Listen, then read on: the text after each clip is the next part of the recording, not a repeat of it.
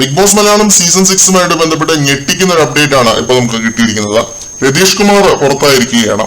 നാളത്തെ എപ്പിസോഡിൽ നടക്കുന്ന ഒരു വമ്പൻ പ്രശ്നമായിട്ട് ബന്ധപ്പെട്ട് ഞാൻ ക്വിറ്റ് ചെയ്യുകയാണ് ബിഗ് ബോസ് എന്ന് അദ്ദേഹം പറയുകയും അതിനെ തുടർന്ന് ഇറങ്ങിപ്പോവുകയാണ് എന്നാണ് എന്റെ ഒരു ഇൻസൈഡർ അപ്ഡേറ്റ് എന്നോട് പറയുന്നത്.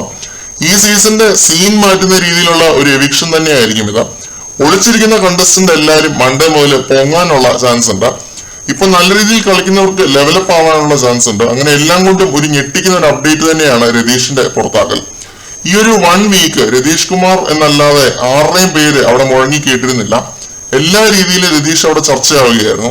അത്രയും ഹെവി കണ്ടന്റുകൾ പുറത്തോട്ട് വിട്ടൊരു കണ്ടസ്റ്റന്റ് ആണ്. പക്ഷെ ഇങ്ങനെ വോക്കൗട്ട് ചെയ്യാൻ മാത്രം എന്താണ് സംഭവിച്ചത് എന്നത് നാളത്തെ എപ്പിസോഡ് കണ്ടാൽ മാത്രമേ മനസ്സിലാവുകയുള്ളൂ. എന്തായാലും രതീഷ് പുറത്തായി എന്നുള്ളത് 100% കൺഫേംഡ് ആണ്. അതിലൊരു മാറ്റമില്ല. വോക്കൗട്ട് എന്നുള്ളത് ഒരു 70% മാത്രമേ ഉറപ്പിക്കാൻ സാധിക്കുകയുള്ളൂ. സുരേഷുമായിട്ട് ബന്ധപ്പെട്ട ആ ഒരു കേസിൽ ഇനി ഇജക്ട് ആയതാണോ എന്നും അറിയില്ല. അങ്ങനെ ഇജക്ട് ആകാൻ മാത്രം ഒരു തെറ്റും പുള്ളി ആ ഒരു വിഷയത്തിൽ ചെയ്തിട്ടില്ല. അതുകൊണ്ടാണ് വോക്കൗട്ട് എന്നൊരു നിഗമനത്തിലേക്ക് എത്തിയത്.